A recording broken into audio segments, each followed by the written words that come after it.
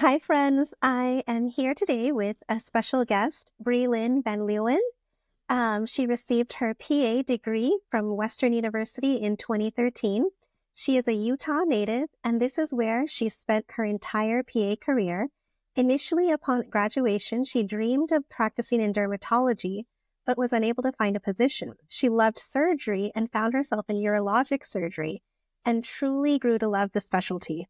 As the only female urology provider for 60 miles around, her practice grew quickly, and she focused on female urology. 3 years ago, she was asked to help start Utah Valley's University PA program and had been on full-time faculty until recently, when she decided to go all in her new sunscreen company, Daily Shade. She's a proud mother to 4 young children. Together with her husband, they spend their free time traveling the globe as a family. She is an advocate for patient empowerment and education. She is also a champion for daily sunscreen protection, sun protection, skincare prevention. She uses every opportunity she can with her sunscreen company to promote safe sun practices across all ages with a special focus on youth. So thank you so much for joining us today. And Thank you. I'm really excited to speak with you and hear your story, your journey. It sounds really remarkable what you've accomplished so far. Thank So, you. yeah, tell us a little bit about yourself, what you do for fun, what led you to be a PA. What do I do for fun? Well, I have four kids, so most of my fun is somehow surrounded by children activities right now because that's my life and that's the season that I'm in. We Yeah. love to travel. We just got back from a month-long trip in Florida, so our kids are still little enough that we could take them out of school and it wasn't too much hassle. We did online Yeah. school with them, and we were in Florida for a whole month.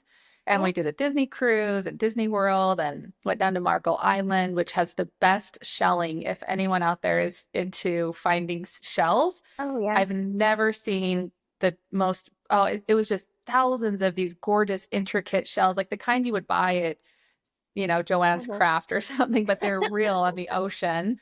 Then we Yeah. went down to Miami and did a trade show for our sunscreen company, Daily Shade, at Uh, Cosmoprof, and then talked to a bunch of our mom and pop boutiques that were in Florida and came home. So fun for me right now looks like a combination of how do I include my family in my mhm. work and how do I have some downtime with my husband? That's what fun looks like right now for me in this stage of life.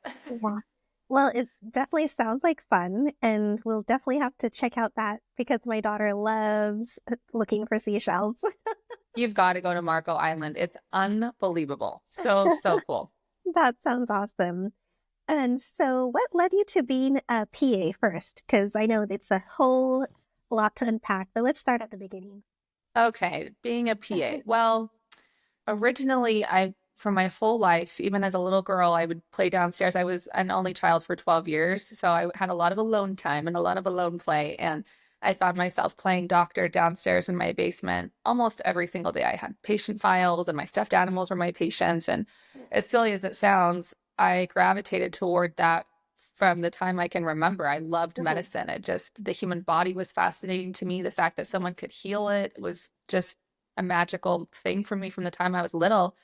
So I got to that stage of life where I graduated with my associate's degree in high school and I was doing all the things, and I became a CNA when I was 16 and worked in the nursing home till I was 18. Then I could go and be a CNA at a hospital, and I worked on the med surg floor at the University of Utah Hospital for a long time, and then made it to the mothership as a CNA, which is labor and delivery and the newborn babies. As a CNA, that was mothership. I got Right. paid to snuggle babies, and I would Yeah. I would hope for the night shifts because that's when all the moms were asleep and I could just snuggle those newborns, and smell them. Oh, yeah. So yeah, I did that and put in my time as a CNA and Mhm. doing all of the research. I was in a research lab with Wayne Potts at the U of U with mice running up my legs. One of my best friends, Meg, and I, one of my favorite memories is we would have to go into this basement of this building that was we were studying how high fructose corn syrup affected the reproduction health of mice. Okay. This Okay. was years ago before people were really interested in Yeah. ingredients, and the findings of Mhm. that are so cool. But this was a long time ago, 20 years ago. Mhm. And there was in the floor of this room, in this big building at the University of Utah, is a Mhm. field of just thousands of field mice that are like the kind, not the cute little white ones, like Yeah. they jump and they have teeth and they're like these wild Oh field my mice. God. And our job as these interns was to go down there as these research interns, and we'd have to like harvest the mice and look at their reproductive health and collect their poop. It was awful. But one time my friend Meg, a mouse jumped down into her shirt and she just started stripping her clothes off and screaming. And I'm like, I can't believe we're doing this. So I put in my time, right? I did all the things Yeah. to do what I needed to. I had the Yeah. grades, I took the Mm-hmm. entrance exam, all the things. I applied to medical schools, got in, and realized after they sent a sheet confirming how much debt I would be taking out for medical school. And it just Mm-hmm. flooded me with, I don't know, anxiety and worry that I wasn't making the right choice. And I had pause and I didn't feel like the right decision for me, which hadn't ever come up until that moment. And so I did a lot of soul searching, and I'm religious. So I did a lot of praying and Mm-hmm. all of the things, and decided that I loved medicine so Mm-hmm. much. I loved it so much. And I had spent my entire adult life, like I didn't even do organized sports. My whole life was grades and getting my associate's degree in high school and Mm-hmm. taking summer school. And that was my life, was trying to get into medical school. And then I was there, and all of a sudden I didn't want it as much as I thought I did, and had kind of this, it's a different story, but a whole pivotal moment where I realized it wasn't quite what I wanted my life to look like in the end. Right. So pulled my application out and I took a gap year and tried to figure out, well, where does this leave me? Because I know I still love medicine. So where does Mm-hmm. this leave me? Yeah. And I came across a PA. Believe it or not, they weren't that popular 20 years ago. And I Yeah. didn't know any PAs, but I came Mm-hmm. across a PA in an environment that I was in and thought, wait, this is the coolest thing ever. You only had to go to school for 2 years. There was Mm-hmm. no residency. It fit so beautifully in my mind to what I wanted to do. I could still practice medicine, right? Mm-hmm. So yeah, I went to PA school and here we are. That was a long answer, but here we are. That's amazing though, because you actually got accepted to med school and you yourself like kind of took a moment of pause to see, what you really wanted out of life. And even just taking that financial consideration in is like remarkable because, most people when presented that opportunity would be like, well, we'll just go into debt and study. And so it's interesting how that thought process and decision was made. There was an article that crossed my email, very similar time period to this moment. And it was a study that was looking at females in medicine and showing if a female practiced in family practice as an MD and a female practiced as a family practice PA, how much would their salary be? What was the Mhm. difference in all of that, financially speaking? And Mhm. not that that should be the whole thing, but it's definitely a Mhm. piece of the puzzle. Definitely. And over the course of a career, taking into account the years that you work and the debt and all of those things, the difference between the MD and the PA at the time was $75,000 over the course of a lifetime of work. Oh, wow. And I think I looked at those numbers and thought, man, Mhm. that doesn't sound worth it at all. Mhm. 75,000 doesn't sound worth it. And only because there was a lot else I wanted to do outside of practicing medicine. I knew I wanted Right. to be a young mom and I wanted to have a big family. Mhm. And that did play into my decision in a big way. Now, I have friends who are MDs and they have Mhm. families and it has worked out great for them. And I Yeah. don't want to Right. discourage anyone who's looking into that.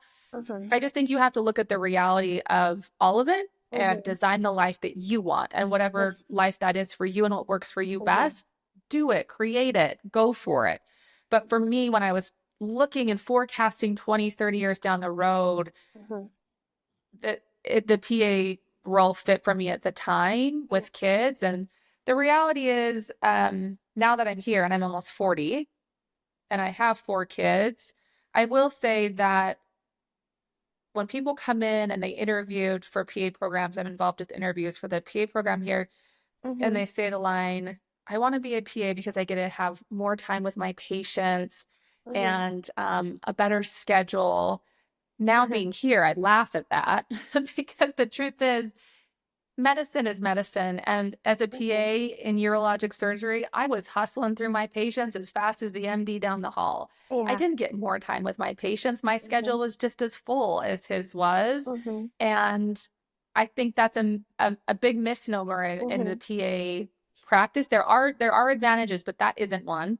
And Right. then setting your own schedule, that's definitely not one either, Yeah. because as the PA, you are held to whatever your MD is Yeah. going to give you for a schedule, right? Like Uh-huh. you don't get to set that schedule. And so I think as a 20-year-old and a 40-year-old, I see things so differently, but I still wouldn't change the path of being a PA. But Mm-hmm. I think also your perspective on things Mm-hmm. changes a lot over, a couple of decades. But Yeah. I don't want to put that out there saying you should be a PA because you're going to have a better schedule and you're going to see more patients and your life's going to be so much better and easier. This is not the case. This is Yeah. not true. Yeah. You go to a shorter amount of school. Yes. You Mm-hmm. do not have to do a residency currently. True. You take on less debt. True. Mm-hmm. Those are the advantages, but the Uh-huh. rest of it, medicine is hard and it's exhausting, and we all get burned out, and we Yeah. all face those moments where it is what it is. It's the man behind the curtain at the Wizard of Oz where you're like, "Oh, you're not a wizard, you're a man." Yeah. And I think we've all had those moments. So yeah, I don't know. As a 20-year-old, I had different motivations than I do now as a 4-year-old, but yeah. Yeah. It's true. It's life is what you make of it. But I think it's still remarkable as a 20-year-old to like think about the financial impact long term Yeah. versus the short term opportunities and things like that. So Yeah, it played into my that's pretty decision in a interesting. really big way because I wanted Mhm. kids and I wanted them when I was young, and I didn't want to do it when I was in residency. I just knew that wasn't for me. And not that you can't do that and it works out so well for people. I just from me and myself, what I wanted and how I wanted motherhood to look, Mhm. it wasn't it wasn't what I wanted. So I Yeah. had to design and figure out a way to make it all fit together. Yeah. That's hard. Yeah. And I love having this podcast because it's like talking about those stories and how like everyone has these different journeys, different opportunities, different decisions they've made to make life work for what they want out of life. And Right. it kind of leads me to the next question because your journey then in your work, when did it like change to start your business? And what was that pivotal moment? Because, went from PA to now entrepreneur and business owner. Yeah, a little bit of a shift. So I would say the first whisperings of the idea that I had actually came when my mind was in a little bit more of a quiet place. I'm someone that's Mhm. type A. I love to be busy. I love to have my list, check stuff off. I'm just, it's who I am. And at the time, my husband, his job took us to South Alabama. So I'm from Utah. His job took us to South Alabama, and we actually bought a home there. We kept our home here, but we bought a home there and we moved there Mhm. for a few years. Right. And I was practicing medicine, but I was flying back and forth. It was a really Oh, crazy wow. time. I was flying back and forth to practice medicine. And Mhm. then COVID hit in 2020, Mhm. and I wasn't flying anywhere. We were in South Alabama. I didn't have any family, very, very few friends. I had, like two friends in Alabama. And there I was with my two little girls. We had a Mhm. swimming pool in the back. And the first whispering of this came when my little girl turned 1 year old. I was on the beach with her. We were doing a cake smash in Seaside, Florida, right by Destin. Mhm. And we ran out of our normal sunscreen. So we just bought one at the gas station, and it was the one with the baby and the diaper and the dog's pulling it down. It's Right. copper tone, the pink bottle. Mhm. Covered her in that. And it said babies right on the front. So no one's thinking twice about it. Just grab it and Mhm. slap it on her. And she broke out in a terrible rash, and her face got really swollen and red, and she was itchy. And I have all this on video, and you can hear us in the background saying, "What's going on? What is she allergic to? What's happening? Was it the strawberry smoothie she just had? What's Yeah. happening? She's miserable. She's crying." And it turns out it was the chemical sunscreen that she was allergic to. And I had never really thought about the difference between chemical and physical barrier sunscreen. Even in PA school, there's no class on formulation. When we do our derm section, no one's telling you, Yeah. hey, this is how you formulate no, we're not talking about that. This is sunscreen. These are the reasons to wear it. So Yeah. that was my first whispering, because when I started using natural zinc sunscreens on her exclusively, it Uh-huh. was insane to me how horrible they looked. It was just Right. either greasy and buttery or white and pasty and thick. And Yeah. I just thought, how can we have, a man on the moon, cars that drive themselves, and my daughter looks, this is the best we can do for safe sunscreen for our kids. This is all we've got. And Mm-hmm. I bought, 55 iterations of all natural zinc sunscreens. I actually have Mm-hmm. them in a jar. Let's see if I can grab it. With my American flag. Like I have all these sunscreens, right, that I Oh, bought, wow. trying to find some natural sunscreen that worked for my daughter, and Mm-hmm. there just wasn't one that was available. So my first whispering was then when I had this quiet moment in 2020 in South Alabama Mm-hmm. of, hey, there's nothing out there that I need. What if I made it? What if I created it? Right? Yeah. That was sort of the first moment for me. Mm-hmm. And so I started the process clear back in 2020. We established our name, we got the business license. I found my chemist, we started formulating. And little did I know it would take us 4 years to come out with the product because of how difficult sunscreen is to manufacture and create from scratch. We didn't just take an existing formula and slap our Mm-hmm. name on it like a white label. We created something totally new that's never been done before. And because sunscreen's a drug, it has to go through the Mm-hmm. FDA. It's considered an OTC product, not a Mm-hmm. cosmetic. Yeah. There's a lot of testing that goes into that I wasn't, I know we talked about this a little bit before we started this, but I was so Yeah. naive to what it looked like and what it required. I'm glad I didn't know because I would have Mm-hmm. been like, oh, I'm good, I'm out. I didn't know this is how hard it was going to be. But I Yeah. didn't know, and we pushed through, we persevered, and we created this really clean formula that's 99.4% naturally derived. It does not have UV hidden chemical filters like butyl octyl salicylate. Because one of the things I found is that I would use some natural zinc sunscreens with Mm-hmm. quotes, big, huge quotes on there because they would Mm-hmm. claim to be mineral or zinc and natural. Right. And my daughter would still have this horrible reaction. And I couldn't figure it out because I'm like, well, I'm using zinc sunscreen. Why is she still breaking out? Right. And what I discovered is there's UV chemical filters not registered with the FDA that companies can put in the sunscreen, but they don't have to put the amount or percentage that they're using. They can just load it in because it's not considered Right. an active. So Okay. like butyl octyl salicylate is a twin to octyl salicylate. It's a UV chemical filter not registered with the FDA.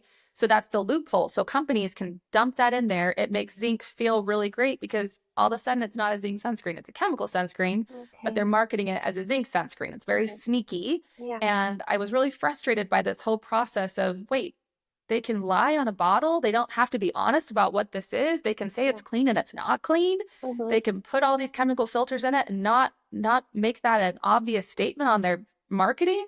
Yeah, they can do all of those things currently. And I hope with this new movement coming through of everyone's so concerned with what we're putting into our kids and eating and ingredients, I Mm-hmm. hope this is a big shift that we see in cosmetics and sunscreens is Mm-hmm. there has to be a better regulation so Mm-hmm. that consumers understand exactly what they're buying and it's Mm-hmm. not so sneaky and undisclosed. Mm-hmm. So our sunscreen company, it was really important to me to make one that is every line, no matter which line you pick up, you can Mm-hmm. be sure it's all zinc, Mm-hmm. free of UV chemical filters, naturally derived, Mm-hmm. and designed for safety for your kids. So that's our company. And the best part is it disappears like magic. So it looks like they're wearing nothing. So now my little girls wear sunscreen every single day, and you would never know it because it just disappears like magic on their skin. But it took us a long time to figure out how to make zinc look good because zinc Yeah. is zinc. So Yeah. yeah. All the pasty white and just like, Yeah. oh my goodness. Yeah. Especially like when, yeah, we take our little girl out during the summers and we want to put sunscreen on her and on ourselves too. And then it's just like blotches all over the I place. know. So it's really interesting. So Yeah. I can't wait to try yours and see how Thanks. that works. Yeah. But it's amazing though how like you actually had this idea to I want something better for my daughter and Yeah. my daughters, and let me see how I can do it. And it's not just like a wishful thinking like we sometimes do, like, I wish there was something better. You actually like took the time, steps, and actually went after it. Like, Thank how in the you. world did you even get to that point of like starting? Like, it's amazing. How did you like look into finding all these people, places, the chemist, and that's Uh, a pretty amazing endeavor. Yeah, and it is overwhelming. It's still overwhelming. We Mm-hmm. launched 7 months ago, and there's so many things I don't know about business that I'm just learning every day. Yeah. And I'm like, wait, I practice medicine. This isn't what I do. And I still feel overwhelmed on a very regular basis, and I'm Mm-hmm. still trying to figure it all out. Mm-hmm. And the truth is, like my husband's an entrepreneur, and I've watched him do his journey for the last 15 years. Mm-hmm. And you know what the reality is no one really knows what they're doing. You just put one foot in front of the other and you look stuff up as best you can and you Yeah. find people who are smarter than you in that area and who are Mm-hmm. better at something than you are. And you try to find the best people you can and Mm-hmm. you ask a lot of questions and put one foot in front of the other. But literally, I remember thinking, like, how do you, I mean, the most basic, how do you start Mm-hmm. a business? I'm Googling how do you start a business? Like what? How do you get a business license? Do you have to register through the United States or through your state Mm-hmm. I mean, there's all these questions that were just like, there's no book telling you. There Yeah. actually is a book. It's called Yeah. How to Start a Business for Dummies. There actually is a book that tells you that, but I found it to be a little bit outdated. So there Yeah. was a lot of Yeah. research on my end that it was just, you just have to put one foot in front of the other and try every day to move the peg forward just a little bit Mm-hmm. and try to figure it out. But I think the key is to find the best people for what you need. So I found the best, we own a patent. So we have a Mm-hmm. patent on our sunscreen coming out later this year. It's the women's line. We have a patent. So I found the best patent attorney, right? I found the best formulator that I could. I found an all natural formulator, and the sunscreen world is really, really small. It's not a big world because the level of entry into the sunscreen world is Mm-hmm. so high, it discourages a lot of people from entering into it. And the Mm-hmm. manufacturing of sunscreen is a hot mess. So it's a very small world, but I found the best formulator that I could, and you just surround yourself with people who are better at Yeah. the things than you are, and then Mm-hmm. I try to focus on the places where I can and where I'm good, but Yeah. you get help, you know? I Yeah. I don't I didn't know what I was doing. I had no idea what I was doing. I didn't hire some kind of, business advisor or anything like that. I just Mm-hmm. Googled. I did a lot of Googling. You just took one step at a time and One went step at a forward. time. Yeah. Yeah, And I did. that's all you can do. And that's amazing because it's just a testament to your entrepreneurship and just willingness to try. And Thanks. I think that's amazing. And how has that changed you? How has starting this business changed you compared to, just, starting out as a PA, then starting PA programs, but starting this new business? What have you seen that is different? Yeah, I think man, I think failure scares a lot of people, including myself, right? So I had to Mhm. have this mind shift around failure because I remember one of my best friends, Kelly, when I was on the phone with her, I was in Alabama, she was here. And I was like, I really want to make sunscreen, but I don't know how to make it. So I'm going to make hats because I love hats. I'll just make sun hats. That seems easier. She's like, you don't know how to make hats. And I'm like, no, I don't know how to make hats. She's like, then why don't you make sunscreen? You don't know how to make that either, but it's what you really want to do. Yeah. And I'm like, you know what? Yeah, why don't I do that? That's what I really want to do. Mhm. Instead of being afraid because I didn't know how to do something, it was just this perspective shift where she's like, but you don't know how to do that either. It's the same. Maybe it's a little different level of hard, but it's hard. It's all the same.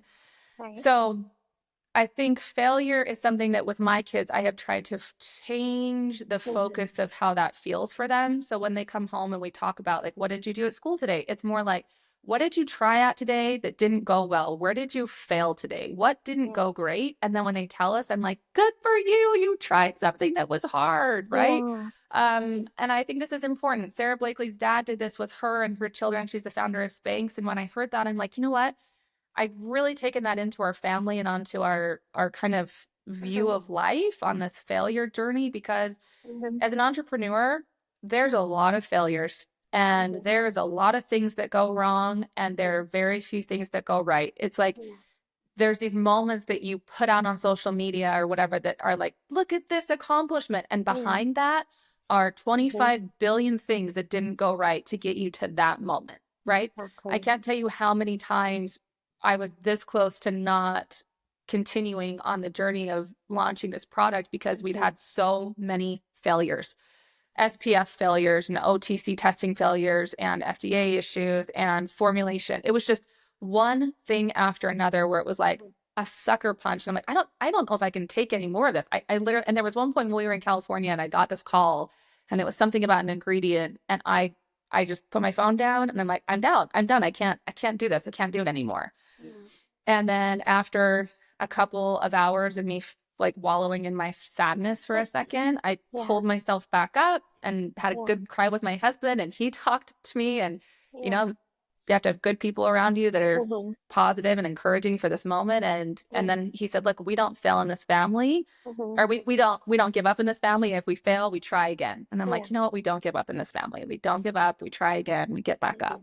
So this journey has solidified. I kept saying that to my kids and saying that to my students, like fail big was a big thing when I was teaching that, you know, look, fail here in front of me in the classroom so you can succeed with your patients, fail big. We had this whole thing.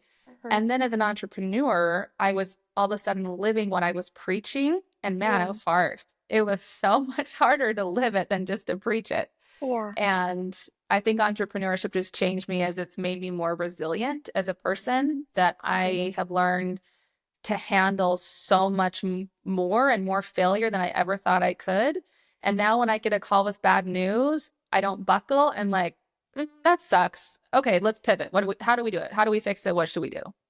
And I think that's been a huge shift because I thought I had that. I thought I was that way. And then when you're put into the trial of it and you're tested with it, you're like, wow, I'm not as strong as I thought I was in this area. And you have to dig real deep and figure out if you can come out on the other side and keep going. And that's what entrepreneurship is. It's just, it's the person who can outlast the longest and persevere through all the failures, because most of it is hard and doesn't go great, to be honest. Yeah. I mean, it's like Edison, right? He said he had 99 ways of how not to make light bulbs. That's exactly right. That's exactly right. That's how I felt with this sunscreen. It was like, you have this shining moment where you post this product you launch, but I thought, man, I wish people could see the 99 billion other things that didn't work out to get you to this, because honestly, that's where all the learning took place. That's where we figured out how to create this. Exactly. And in all of this learning, that's how we figured out how to make these other two products from these failed moments, right? So there's so much value in the failure. You don't learn when you win easy. Like no one learns from that. You learn when you fail and have to overcome it and fix it and adjust. Like that's the learning piece. Yeah. So with my kids, I always try to encourage that. And I don't ever want them to not have those moments where they have that failure experience, because man, life is hard. And I want them to learn how to pick themselves up over and over and over again, because that is life. It's not sunshine and roses all the time. We try to have a happy, positive perspective, but at the same time, remind them that, look, most days are just days, and most days are tough days, and most days are filled with some hard things. And then every now and then you get a big win, but you pick yourself up and you keep going even when it's hard. Yeah. And I think sometimes we kind of focus on that word failure so much in such a negative connotation, when in life, it's a constant series of learning. And and it's not ever, there isn't any one particular success sometimes. It's just, you're always going to be learning. You're always going to be on this journey. And so sometimes we put too much pressure on like ourselves, or our kids feel the pressure to perform and reach this, I succeeded at this particular thing, but and then if they don't get that, then there's just that failure of not achieving it. But then when we take that pressure off of us saying, okay, we need to get to this level of success or this particular thing, instead of it just being like, it's a series of opportunities and a series of things that are to be done in the journey, then it kind of relieves that pressure and takes that failure off of us in a way too, right? In your whole manufacturing process, it's a process. It's going to be constant reiterations and development, because I'm sure in the future you'll have so many other different products, different things that, you know, come down the line, that it's not just one particular thing, right? Oh yeah. And with my kids, I think that's everything. That perspective is everything to give them because there's so many, there's so much coming at them that tells them that life comes easy, Hmm. instant reward, instant gratification, Yeah. social media, Amazon delivery, Walmart drops off my groceries. Like, oh, dude, this is so easy. Uh-huh. So yeah, I think that is such a huge reminder that like, if they do something and it goes great, that's awesome. But the cooler part would be if you went for something that you failed at, because that means you tried for something that was Hmm. hard. Like you Yeah. went for something that was outside of your comfort zone, that was Yeah. not an easy thing. Hmm. So if you didn't do great at it, that's cooler to me than if you succeeded over here. Because like, okay, great, you mastered that. Let's go. Let's keep going. Yeah. Yeah. So yeah, I think that's a huge, as far as a parenting, I was having a conversation with some ladies yesterday and we were talking Hmm. about kind of what is your parenting philosophy? And that is mine and my husband's is Hmm. fail big in life, go Hmm. for it, try Hmm. hard things. And if Yeah. you don't make it, that's okay. Yeah. Pivot, try again. Hmm. And it's been so cool to have my Yeah. children with me during this process to see, because Hmm. they've seen the tears and the hard moments and the Yeah. failures and me having to pick myself back up. And, you know, that's our line. Like, we don't give up in this family. We don't give up in this family. So we have our Hmm. cry, we have our emotions, we experience that together. Yeah. And then, okay, what are we going to do? How are we going to move forward? How are we going to fix it? Yeah. Yeah. Exactly. That's really amazing and such a great thing for your children to see, that whole process, and a great opportunity. So what, like, I know that's a big thing for you that you've learned as a business owner, but what is something that you prioritize as a business owner? Um, Something I prioritize as a business owner. I'll tell you right now what my focus is. I actually have a necklace on that is this. It's a compass. I don't know if you can see, but Uh-huh. it like has north, south, east, and west. It's a Cool. compass. My husband and I both have one. This is a Uh-huh. lot bigger, like the chain, but yeah, we Uh-huh. both wear it because I think my focus as the CEO and founder is to keep our company headed in the right direction. And we just went to a big trade show in Miami called Cosmoprof, where we had a booth, and there's thousands of people that are there that want to come up and talk to you, and they want your business and your time and your money, and they want to do all these things for you, which that's part of why you go. And some of it is good, but a lot of it is just noise, and it is distracting you from the main thing. Uh-huh. So I try to remember to keep the main thing, and to be the compass that is taking us in the right direction. Yeah. And I think the mission for me is to remember what are our end goals, where do we want to be, and how do we best get there and not get distracted by the minutia over here, and what are the best decisions for our company. Yeah. And as a new company, I'm wearing a million different hats. I'm not Yeah. just, I don't get to just be the CEO. I'm the marketer. I'm the person doing, you know, I have someone that helps with fulfillment, but I'm over the fulfillment center. I'm the person who's doing all of the, you know, ingredient ordering and talking with the manufacturers and organizing designing our label and working with our designer to get that right and I'm wearing every hat there possibly could be. Yeah. So one day it would be nice to source a lot of that out. Yeah. But the current most important focus of who I am is to remember to keep the main thing, and keep us on the right trajectory to where we want to go and not get distracted by all of this, because there's a lot of this. Yeah. So yeah, I think that's my biggest focus right now, is being the compass for my company and making sure we're going in the right direction. I think that's important, for anyone to understand, is that vision. What is your vision? What is the main important directional force that will keep your mission in line, right? Mm-hmm. When you lose focus of that, then it just gets blurry. So true. And decisions are so much easier when you know where you're going. Hmm. So much easier to say, you know what? this isn't a good fit. This isn't a good fit. I don't need to take this call because it's not going to go toward where I need to be. The decision, they're not easy, but they become easier when you have that really clear vision in your mind of where you want to be. And that, honestly, at the beginning, that was really hard to remember and think because, like, for one small example, I had someone come to me and say, hey, I think you'd be a really great fit for Target and all these really cool retailers. And as a brand new company, I'm like, oh my gosh, I would totally be a great fit for Target. They would love to have me, so Yeah. flattered that someone would think that. Uh-huh. But the truth is, now looking back in hindsight, that was such a distraction because the reality of my company right now is that I had so many things to get in place to be ready for that retailer that it was just a distraction from the main focus. But these are the learning moments. And, again, the failures that I'm like, I shouldn't have done that. That was a fail, right? Like that was a failure from on my end as a CEO. Like that was a fail, but it's okay. I'm going to course correct and put us in the right direction. And this is where we're going. And I'm not going to get distracted by these other things. Yeah. So that's just one example. But yeah, if you don't keep that end goal in mind, and it's not just the vision, it's the direction of how you're going to get there. Like you have to have the roadmap to how you're going to get there. Otherwise, if you just have the vision and you're like, well, we could do this way, or we could go this road or this road, Right. you're going to get lost. You got to have the roadmap. And at the beginning of this company, I didn't know any of that, but I have formulated that over the last little while and created that vision for myself and that roadmap. But it took a minute. It didn't come, I didn't just wake up and know what I was doing at all in any way. Yeah. Yeah.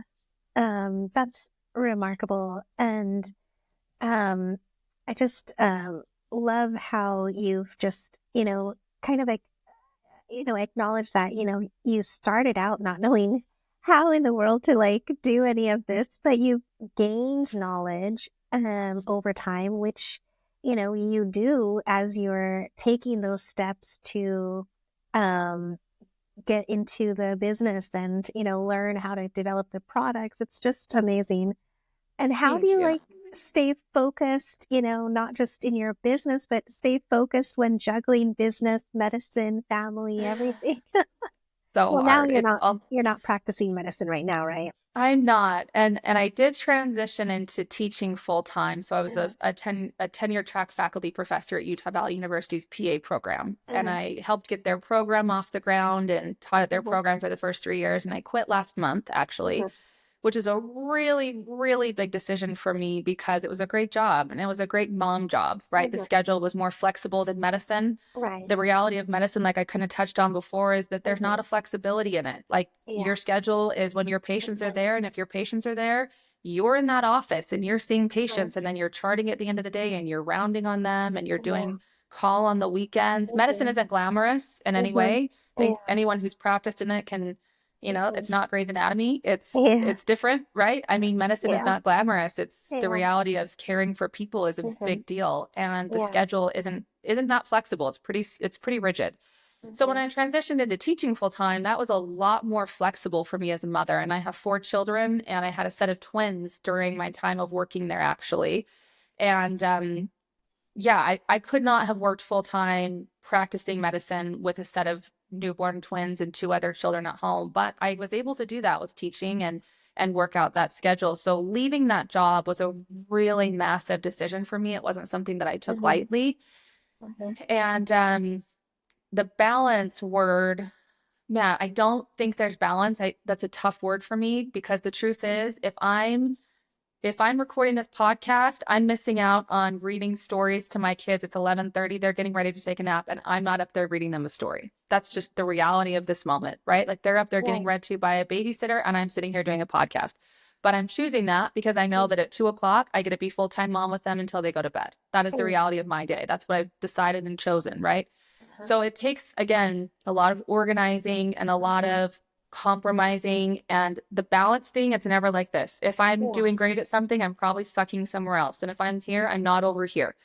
But I can always make that at the end feel a little bit more, I hate the word balance, but more balanced. But I can do everything all at once. And that was something that I had to really stomach is I really want to do this company. This is where my passion is. And I really want to get Daily Shade off the ground, but I can't do that and be a full-time faculty professor and a mother of 4. Something has to give. Yeah. And so I quit my job as a professor to pursue this dream of mine. And obviously Yeah. I couldn't drop the kids. So they're there. I couldn't I couldn't let go of them. They're my glass balls that I couldn't drop, right? They're there. So you have to just organize it. And it is really hard. And I have a lot of really great help. I think that's the other piece that as women, I don't know why I was so resistant to help and getting Yeah. help, but my husband is the one who pushed and pushed and pushed for it. Like, look, let's just get people to help us do the stuff that they can fill in, and Hmm. that frees you up. I was so Yeah. resistant to it, but we hired a full-time nanny. Also not a great word. I hate the word nanny. Anyway, but she's here with me Yeah. full time. Uh-huh. And that has been, I tell her this all the time. I could never have survived twins and full-time work as a professor without you. I could never do this business without you. Like, she is Hmm. pivotal to my life because Right. she makes all the pieces come together and work out. Because when Hmm. I'm upstairs and there's dishes and all these things to do, she jumps in and does that, and I get to be with my babies, right? Yeah. So finding people that can help you make your life work has been Hmm. everything to me. I don't ever want people to think that I'm like, oh, you can do it all yourself and look at all that I'm doing. No, no, no. I just Yeah. am really good at delegating and getting a lot of help to do my life. That is the Yeah. reality. If you want to do all of the things, is you need help. You have to have people to help you. And Hmm. yeah, she's changed my life. Like I told her, you're just, it's like just this angel that came into my life that yeah, you need help. You can't do it all by Yeah. yourself. And I never want women to think that Hmm. that's happening, because behind the Hmm. scenes, I have a lot of help. I have a lot of people helping Yeah. me do my day. Yeah. I think I don't know where this concept came into being and how, but we are putting so much pressure on ourselves to have to do everything. Yeah. And I don't know why we want to have to show the world we're doing everything by ourselves Why? when Why did that ever community happen? is, I don't know where you that know, came from. And I fell into that exactly. too until my husband was like, Yeah. what's your problem? Why don't you want to have someone help you come in and do this? I'm like, I Yeah. can do it. And he's like, yeah, but also you don't have to. What if I needed someone to help me mow the lawn? I hire a guy to help me mow the lawn, and I don't think twice about it. Why are you worried about getting someone to help you do laundry or help you pick up the house or help with kid? Like, what Mhm. is that thing in your mind? And I Yeah. don't know where that comes from, that stigma Yeah. of, I don't know. Like, maybe Yeah. I already have mom guilt for working and having kids. So I think, oh, I'll show the world that I can do it all. And the truth and the reality is that I can't do it all well. I would have a Yeah. nervous breakdown or be a terrible mother, or my house would always be a mess, or my business would fail. Like, it just isn't real. That's just not real.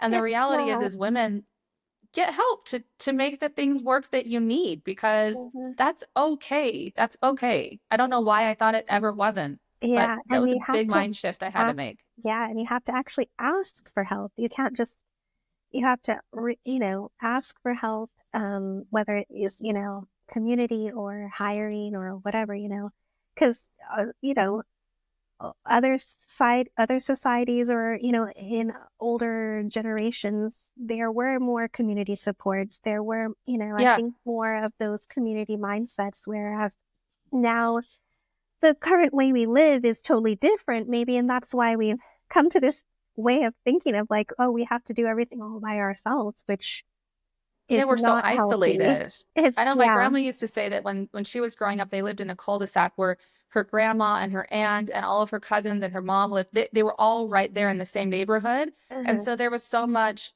help. Like, there was Yeah.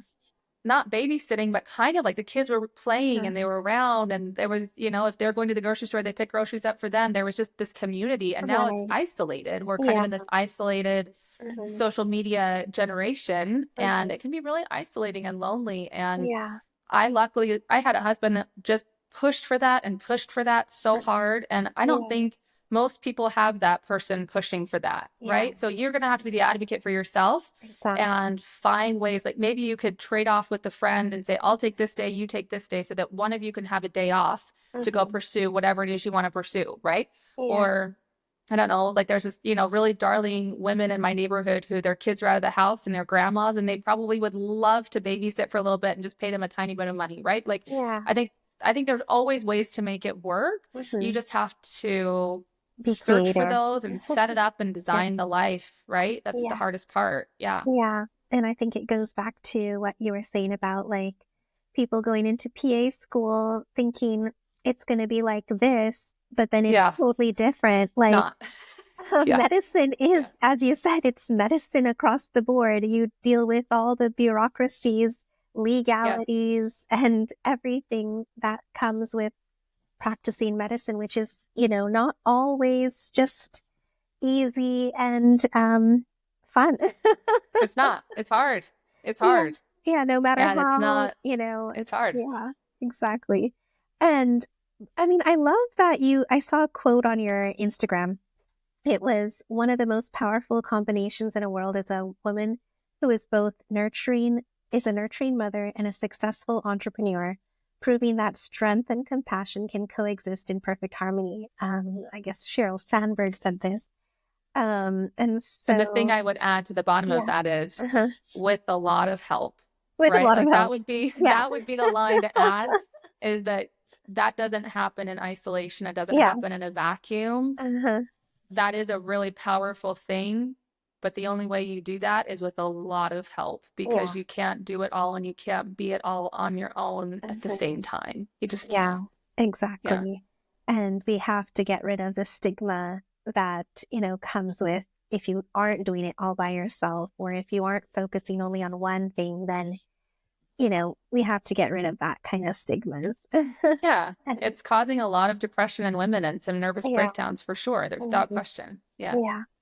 And how has being a mom helped you be a better entrepreneur? Being a mom is the best part of my entire life.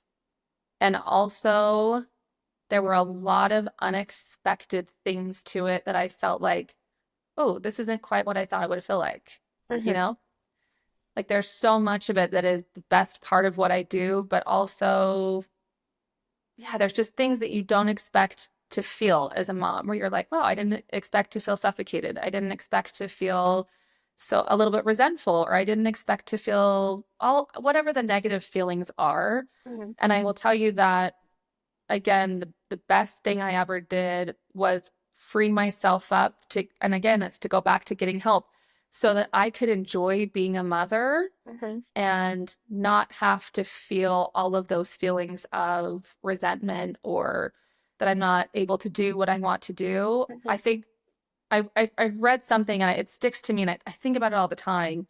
mhm, One of the most powerful indicators of if your child will be happy later in life mhm, is the satisfaction and happiness in life that the mother had.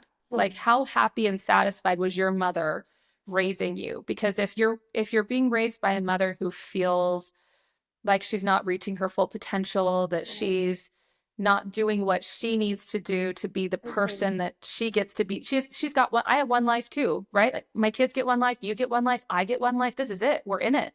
Yeah, And it could be over tomorrow. Like this is my one life I get. yeah. And yes, I'm a mother and it's the best thing that I do. It's the most Mhm, important thing that I do. And it's what I mhm, do everything for is for that. mhm, But I'm also a woman and I'm also a person that has dreams and hopes and aspirations outside of this motherhood bubble. And I never want my kids to feel like their existence prevented me from being everything that I wanted to be. mhm. So I think the greatest gift that I've given to my kids is allowing myself to have that Yeah.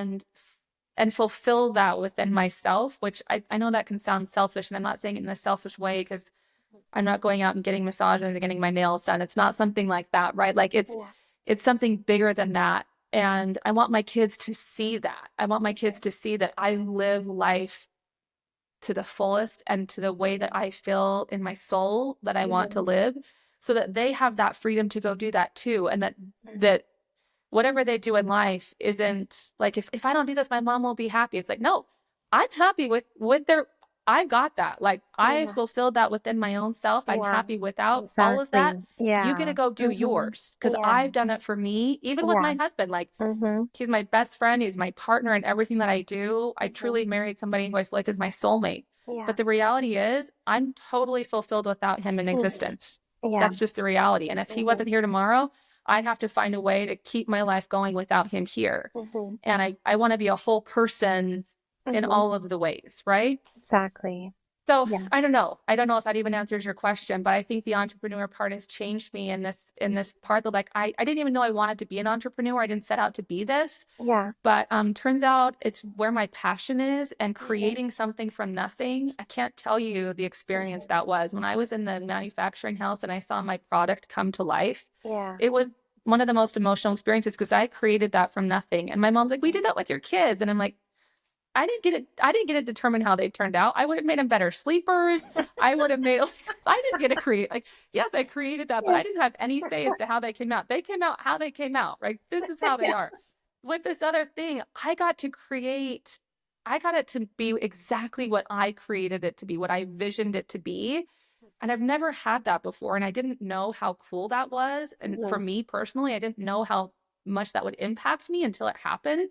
Mhm. And turns out I'm an entrepreneur, I'm an inventor, I'm a creator. And I didn't know that about myself, Yeah. honestly, but it's made me a better, happier, more fulfilled mom because now when we're together, Mhm. man, we get it's just all of the good, right? And Yeah. they get to come along for the journey and the Yeah. ride. And I think it's made me a better person and a better mother all the way around. I don't even know if that answers your question. I'm just No, rambling at this point, but these are my thoughts. it's amazing because, and that's what I even tell my own daughter, because sometimes she's like, oh, I hope you're happy with what I do or something like that. I'm like, Genevieve, it doesn't matter. I'm happy no matter what, because,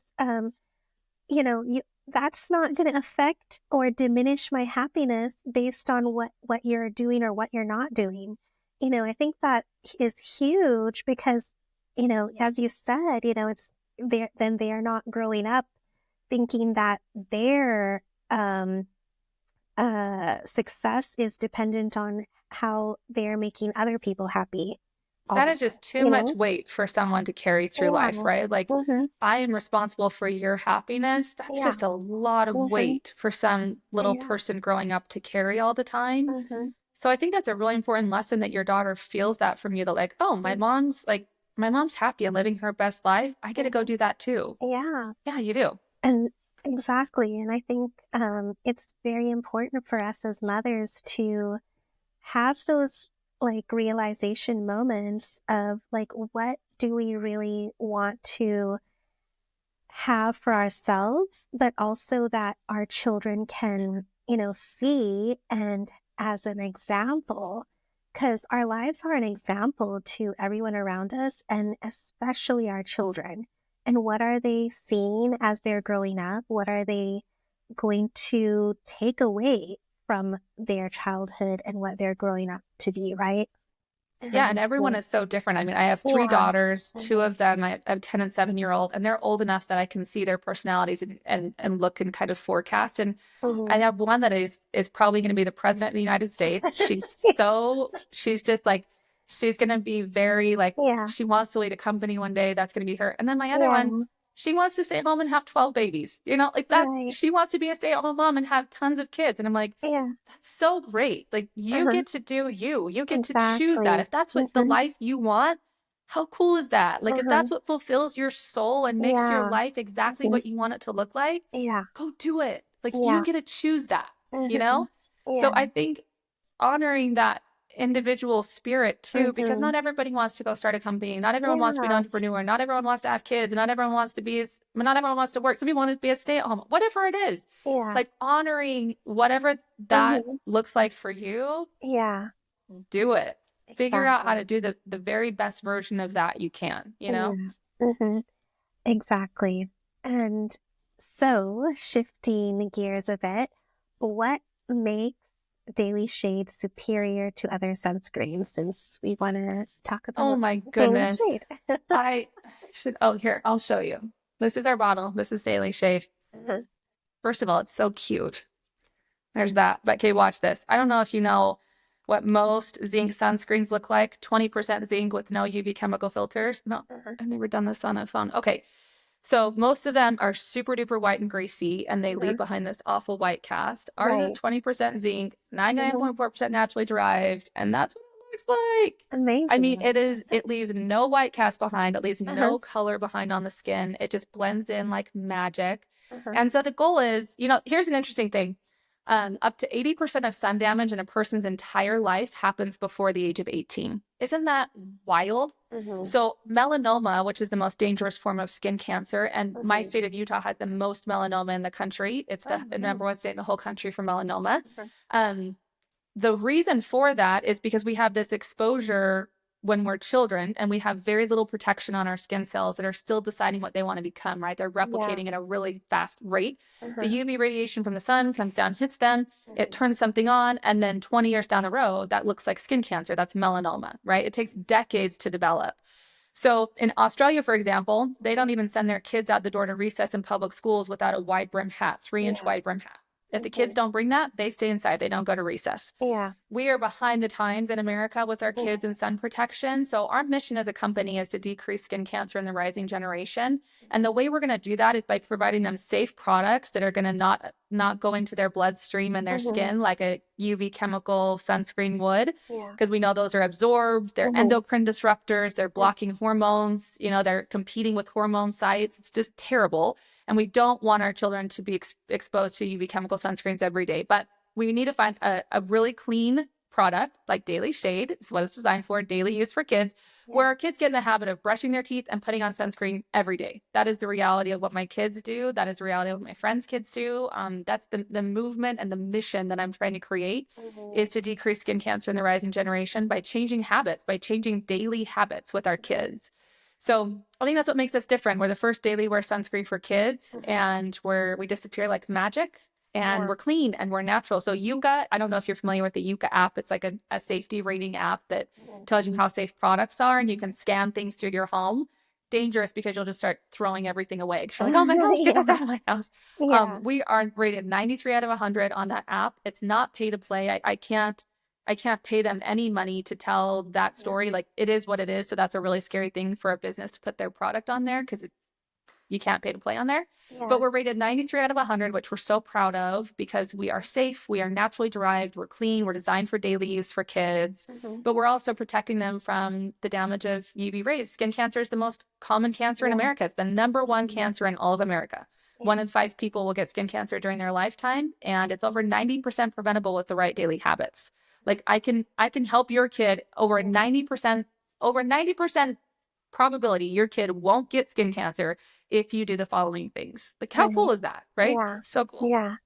That's really like eye-opening, because I mean, yeah, it because my husband's from Australia, so he was always talking about sun protection. Yep. And so and we have our little daughter here, and it's really amazing how here in the US, especially during the summer, I mean, it's just like Yeah. we don't even think about it at all unless Uh-huh. you're going to the beach or the pool. And sometimes not Otherwise, even there. yeah, I was on the Disney cruise just barely in Florida, and I can't tell you how many bright red, it killed my soul. Like, walking around the ship and seeing these fried little kids' faces. I'm like, I mean, right. it just kills me. Yeah. Yeah, Sometimes not even then. We're not thinking about it the way we should be. The skin is the yeah, largest organ of our hmm, entire body. We yeah, need to care for it properly starting in youth. And yeah. it's a mind shift. Uh-huh. It's a shift. It is a mind shift. And I love that your mission is changing that, and the focus of preventing skin cancer. Sun cancer is what it should be called. Should be called sun cancer, but yeah. Yeah, which is pretty much 90% preventable if Yeah, you it is. do these things. Right. And so, love that mission. Very important message to get out there. So I'm so happy to help you spread that message. Thank you. Thank you for having me on. This was Yeah, so fun. I appreciate you so I much. Thank know. you. And but one more thing, like looking back on your life till this point, what would you tell yourself as a child or a teenager? What advice would you give yourself, or belief, conviction? Oh, um, I think I would try to remind myself how important it is to to not look at failure as a bad thing. That my life is going to be filled with moments that aren't going to go perfectly, and that doesn't mean that two things can't be true and that the whole of your life isn't still great. Uh-huh.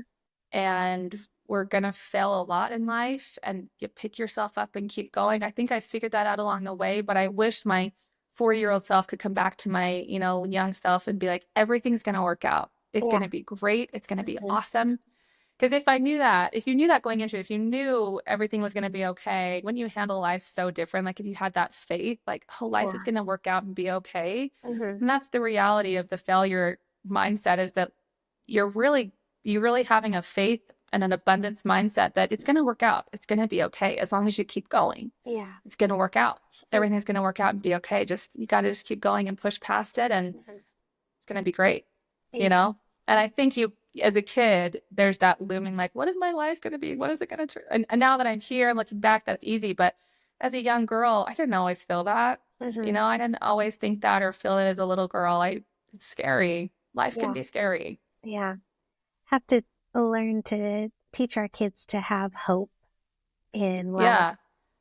Faith that it's Yeah. all going to work out the way that it needs to, because the world is working toward your favor and the universe is working toward you. That abundance mindset that as long as, you keep going, there's going to be hard stuff. There's going to be failures. There's going to be really hard days, but it works out. Yeah. It all works out. Yeah.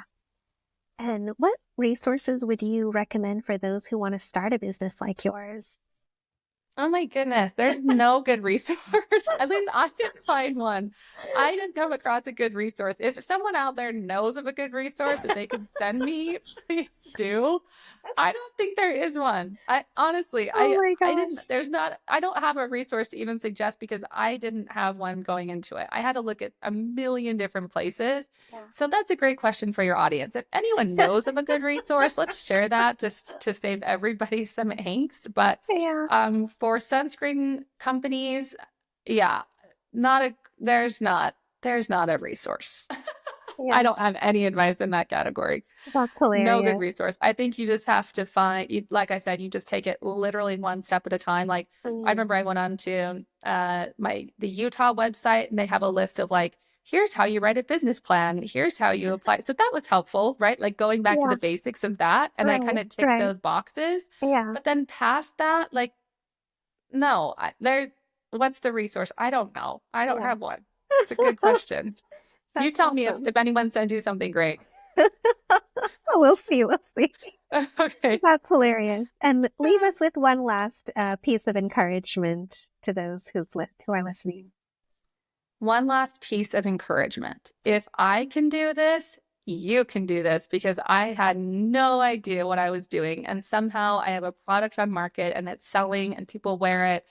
And it's the coolest thing I've been a part of, aside from my kids, in my entire life. So my piece of advice is this: if you have a dream in your soul, a hope, a wish, something that you've been putting off, don't put it off anymore.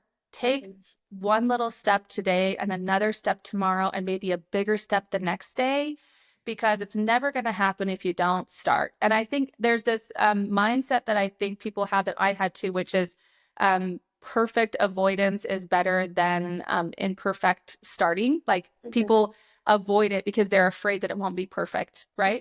It's Yeah. not going to be. You're going to Yeah. screw up and you're not going to know what you're doing, but you just go. And even if it's imperfect and what you do isn't exactly the way that it should be done, you'll figure it out, you'll fix it, you'll come back, you'll edit it, but you just have to go and you have to take the step forward and you have to move.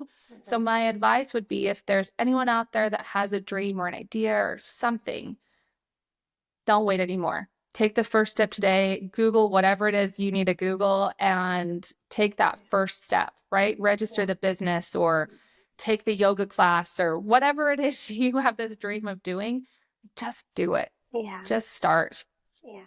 Life's short, Life is so short. Just do it. That's awesome. Thank you so much, Breelyn. It was Thank such a you. pleasure to meet you and talk to you You and hear about your too. mission Thank you. and vision for Daily Shade. And I'm going to be listing all your links and products Perfect. in the show notes so everyone can check those out at the end of the episode. And thank you so much again. I Thank hope you you. guys have a wonderful week and spark hope wherever you are. Hold on to hope in times of need and through the process. Hold on to your hope, spark that hope wherever you are. Thank you again so much. Thank you. All right.